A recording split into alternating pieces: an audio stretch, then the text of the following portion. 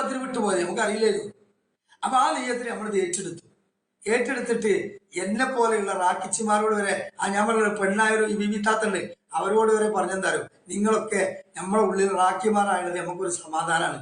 കാരണം എന്താ, മരുന്ന് പിടിച്ചിട്ടും സ്വന്തം ഓതിട്ടും മാറാത്ത കേസ് ഉണ്ടെങ്കിൽ നിങ്ങളെ പോലത്തെ ആൾക്കാരൊക്കെ വരാമല്ലോ. ഏയ് ആരാന്നൊക്കെ പറയുന്നവര് വലിയ വലിയ പ്രഗത്ഭരായ തൗഹീദ് അമ്പലങ്ങളിലൊക്കെ പോയി പറഞ്ഞു എന്നൊക്കെ പറയുന്ന ആൾക്കാരാ. നിഷേധിക്കാൻ പറ്റുമോ?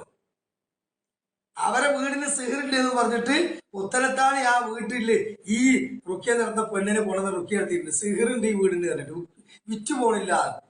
തങ്ങന്മാരും മൂല്യന്മാരും പണിക്കന്മാരൊക്കെ എടുത്തു പോയിട്ടുണ്ടല്ലോ, സ്ഥലക്കച്ചവടം നടക്കാത്തത്, വീട് വിൽക്കാത്തവര് ഇങ്ങോട്ട് വരിക.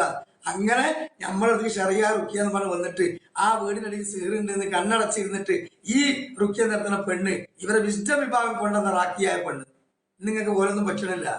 ഓരോ കാലത്ത് നിങ്ങളെ വീടിനുള്ളിൽ വന്ന് ചെയ്ത കാര്യങ്ങളാണ്.